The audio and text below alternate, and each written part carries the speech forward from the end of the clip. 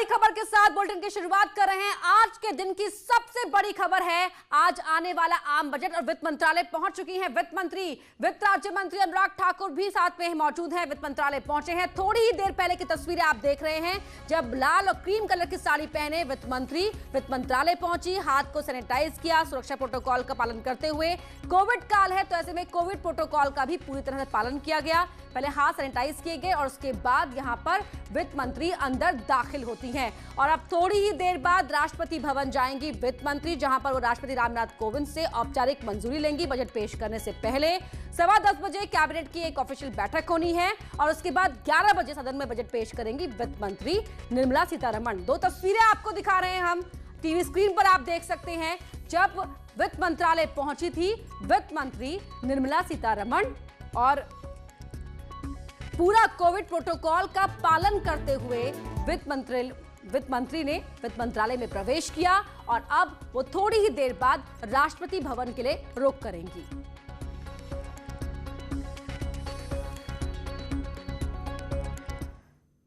वहीं बजट से पहले वित्त मंत्री अनुराग ठाकुर ने अपने घर में भगवान हनुमान की पूजा की। बजट आत्मनिर्भर भारत की राह दिखाएगा। ये तस्वीर आप देखिए, पिछले साल भी कुछ ऐसी ही तस्वीर देखने को मिली थी। अनुराग ठाकुर का ये घर, जहां गार्डन में हनुमान जी की प्रतिमा है, और इस साल भी सुबह सबसे पहले अनुराग ठाकुर ने यहां हनुमान जी की पूजा की पूरे विधिवत तरीके से, और उसके बाद हनुमान जी को तिलक लगाने के बाद वो पहुंचे वित्त मंत्रालय। दो तस्वीरें आपके टीवी स्क्रीन पर। बजट से पहले पूजा पाठ, यहां वित्त राज्य मंत्री अनुराग ठाकुर को आप तस्वीर में देख सकते हैं। भगवान हनुमान का आशीर्वाद लिया, उनसे अनुमति मांगी और उसके बाद वो वित्त मंत्रालय पहुंचे। ये दो तस्वीरें आप देख सकते हैं।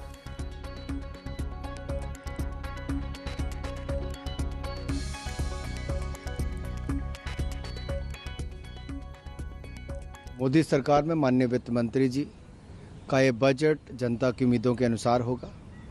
सबका साथ, सबका विकास, सबका विश्वास मूल मंत्र के साथ चलने वाली मोदी सरकार ने पिछली महामारी के समय भी आत्मनिर्भर पैकेज देकर भारत को एक नई दिशा दी, महामारी से बचाया भी और भारतीय अर्थव्यवस्था को तेजी के साथ पटरी पर भी लाए और मजबूती प्रदान कर रहे हैं। पूर्ण विश्वास है इस बजट में भी हम जनता की उम्मीदों पर खरा उतरेंगे और आत्मनिर्भर भारत बनाने के लिए और विश्व की अग्रणी इकोनॉमीज में एक भारत लगातार आगे बढ़े, इस दिशा में हमारा लगातार प्रयास रहेगा।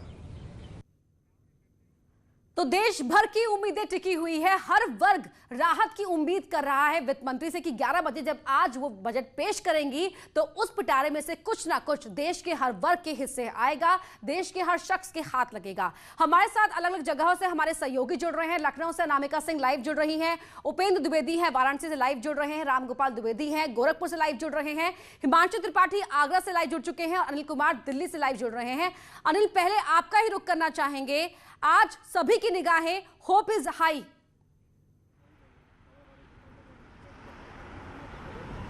निश्चित तौर पर अपर्णा, जब आज 11 बजे वित्त मंत्री निर्मला सीतारमण अपना बजट भाषण पढ़ना शुरू करेंगी तो हर एक वर्ग, चाहे वो युवा हो, महिला हो या फिर कारोबारी हो, उद्योगपति हो, हर एक वर्ग, सैलरीड क्लास हो, हर एक वर्ग की निगाहें टिकी होगी। क्योंकि कोरोना काल में जिस तरह से कई लोगों की कमाई घटी है, कई लोगों की नौकरियां गई हैं, जो अर्थव्यवस्था पे बुरा प्रभाव पड़ा है, उसको देखते हुए एक राहत भरी नज़र एक संसद पटल पर होगी। जब 11 बजे बजट अभिभाषण शुरू होगा तो उम्मीद की जा रही है कि इसको 3-4 एस्पेक्ट में देखने की ज़रूरत है। अपना पहली बात कि आत्मनिर्भर भारत को और धार देने की कोशिश होगी। दूसरी तरफ इंफ्रास्ट्रक्चर, कंस्ट्रक्शन और मैन्युफैक्चरिंग को बढ़ावा देने के लिए कई ऐसे प्रोत्साहन जो पैकेज हैं उसको देखने को मिल सकता है। इसके अलावा मैं आपको बता दूं, सैलरीड क्लास के लिए भी कई ऐसे राहत भरे ऐलान संभव है, जैसे कि 3 लाख रुपए तक की जो टैक्स छूट होती है उसे, जो अभी मौजूदा 2.5 लाख रुपए है, उसको बढ़ाकर 3 लाख किया जा सकता है। जो स्टैंडर्ड डिडक्शन है उसमें बढ़ोतरी देखने को मिल सकती है। बिल्कुल अनिल, हर कदम इकोनॉमी को रफ्तार दिलाएगा, यही उम्मीद की जा रही है। अनिल, जरा ये बताएं कि अभी वित्त मंत्रालय पहुंची थी निर्मला सीतारमण, हमने तस्वीर दर्शकों को दिखाई, अब आगे का क्या शेड्यूल रहने जा रहा है? जी मैं बता दूं, इसके ठीक बाद जाएंगे वो राष्ट्रपति रामनाथ कोविंद के पास जाएंगे, जहां पे एक औपचारिक मंजूरी लेनी होती है और एक प्रतिलिपि भी उनको सौंपनी होती है। तो जिस तरह से हम जानते हैं कि भारत के इतिहास में पहली बार बजट को पेपरलेस के तौर पर सदन के पटल पर रखा जाएगा, तो ऐसे में राष्ट्रपति को भी एक सॉफ्ट कॉपी सौंपी जाएगी। इसके बाद ठीक वहां से 10 बजे के करीब संसद भवन पहुंचेंगी केंद्रीय वित्त मंत्री निर्मला सीतारमण अपनी टीम के साथ, और 10:30 बजे कैबिनेट की बैठक होगी। कैबिनेट में बैठक प्रधानमंत्री नरेंद्र मोदी की अध्यक्षता में इसको मंजूरी मिलने के बाद 11 बजे लोकसभा में वित्त मंत्री निर्मला सीतारमण बजट अभिभाषण अपना पढ़ना शुरू करेगी। तो अब ये देखना होगा कि जब 11 बजे पिटारा खुलेगा, क्योंकि ये वित्त मंत्री का तीसरा और मोदी सरकार का 7वां बजट है, तो ऐसे में ये देखना होगा कि ये जो हमने देखा कि पिछले 2 बार लाल खाते में वित्त मंत्री ने बजट पढ़ना शुरू किया था। बिल्कुल, कई परंपराएं टूटी हैं पिछले कुछ सालों में और इस बार एक और परंपरा टूटेगी कि पेपरलेस बजट होगा। कोविड काल ने बहुत कुछ हमें सिखाया है। अनामिका भी जुड़ी है लखनऊ से हमारे साथ। अनामिका, जाहिर तौर पर सबसे बड़ा राज्य उत्तर प्रदेश, यूपी की भी खास निगाहें हैं। हर एक शख्स जो है उम्मीद लगाए बैठा है इस बजट से, क्योंकि दशक का यह पहला बजट भी है।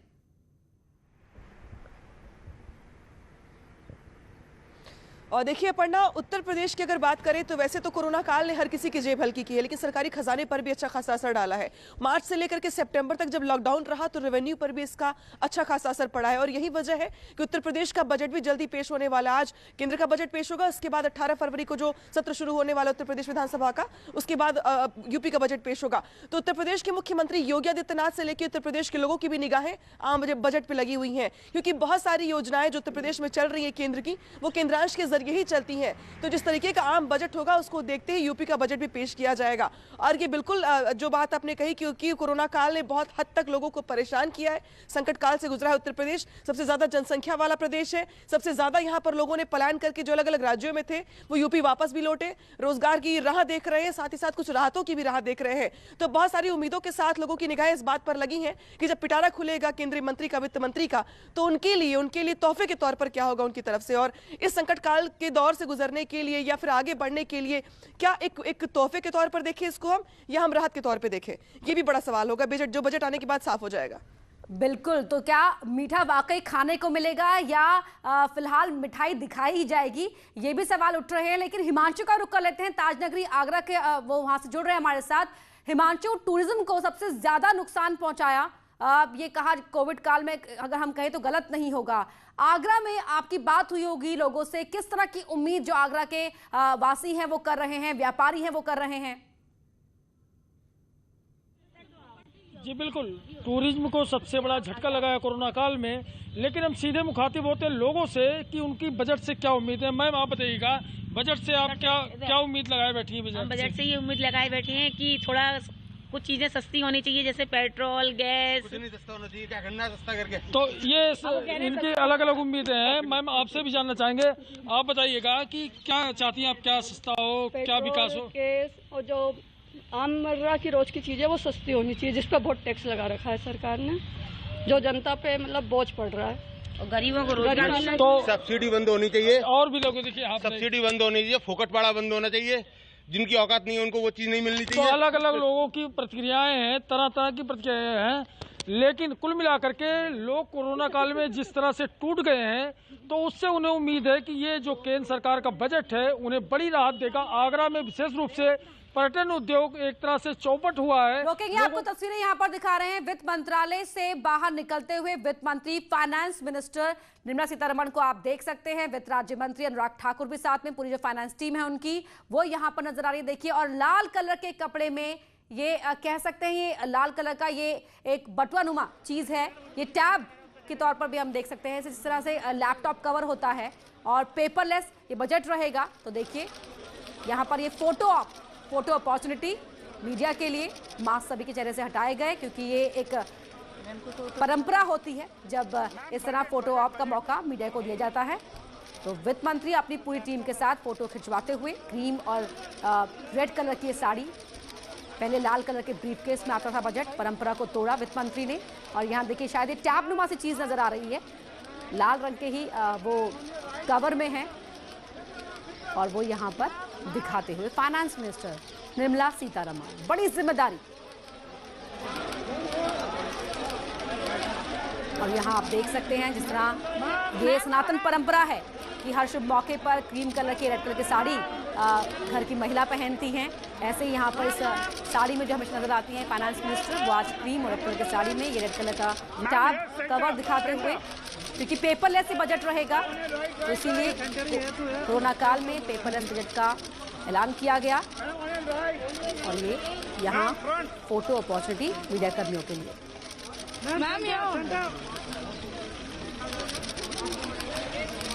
कई परंपराएं टूटी, समय में बदलाव हुआ, बजट के लिए एक दिन एक तारीख तय की गई और उसके बाद लाल कलर के ब्रीफकेस को हटाया गया। यहाँ कुछ कह रही हैं मीडिया कर्मियों से और सीधे अब यहाँ से राष्ट्रपति भवन फाइनेंस मिनिस्टर यहाँ से रवाना होते हुए, और मीडिया कर्मियों को थोड़ा सा सब्र रखने की शायद उन्होंने यहाँ मुस्कुराते हुए बात कही। और अब सीधे राष्ट्रपति भवन जाएंगी फाइनेंस मिनिस्टर और उसके बाद वहाँ वो राष्ट्रपति रामनाथ कोविंद से अनुमति लेंगी, एक ये ऑफिशियल प्रोटोकॉल होता है, और उसके बाद वो संसद का रुख करेंगी। तो लगातार तस्वीरें हम आपको दिखाते रहेंगे, बजट से जुड़ी हुई हर जानकारी आपको देते रहेंगे और हर बजट की जो टेक्निकलिटी होती है, तकनीकी शब्द होते हैं, उन्हें डिकोड भी करते रहेंगे। और उससे पहले हम आपको बता रहे हैं कि अलग अलग उत्तर प्रदेश के अलग अलग इलाकों में रहने वाले जो लोग हैं उनकी क्या प्रतिक्रियाएं हैं, क्या उम्मीदें हैं इस बजट से। वाराणसी का रुख करते हैं, उपेंद्र द्विवेदी हमारे साथ वहां से जुड़े हुए हैं। उपेंद्र, अगर बात करें एमएसएमई सेक्टर को भी खासी उम्मीदें इस बजट से हैं, अगर हम वाराणसी का हाल जानना चाहें तो वहां किस तरह की उम्मीदें, किस तरह की राहत की बात कर रहे हैं लोग? देखिए, आपने एमएसएमई की बात की है पढ़ना, और खास बात यही है कि जो कोरोना के कड़वे अनुभव हैं, यानी कि उस पर जो बजट है वो एक मीठा, जिसे कह सकते हैं मरहम लगाएगा, क्योंकि एमएसएमई क्षेत्र से ही रोजगार दोबारा से पटरी पर लौटेगा। हम बात करते हैं, हमारे साथ कुछ सीनियर सिटीजन्स भी हैं, लोग भी हैं।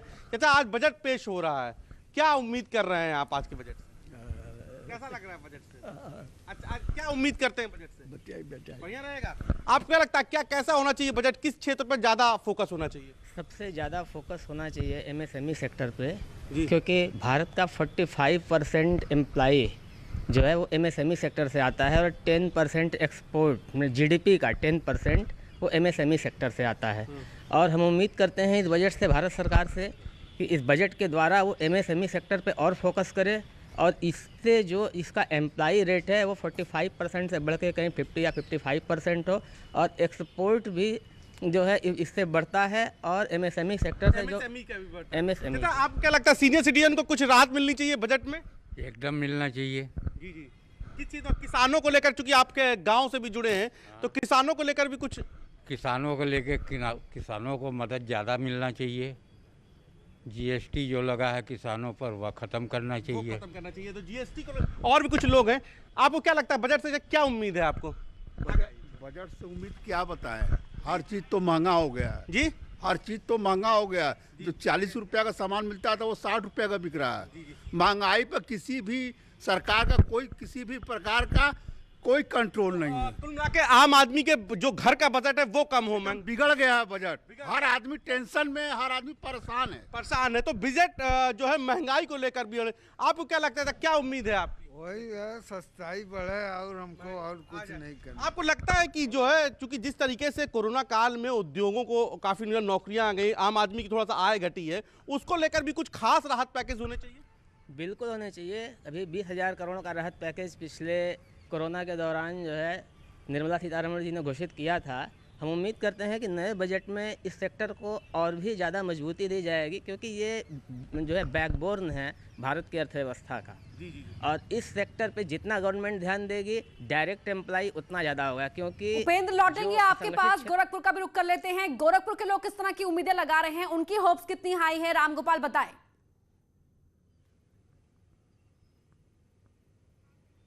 बिल्कुल बिल्कुल, गोरखपुर के लोगों का साफ कहना है कि जो खास करके युवा वर्ग है उनका कहना है कि इस कोरोना के संकट काल में उनकी नौकरियां गई हैं, रोजगार के जो अवसर थे वो कम हुए हैं।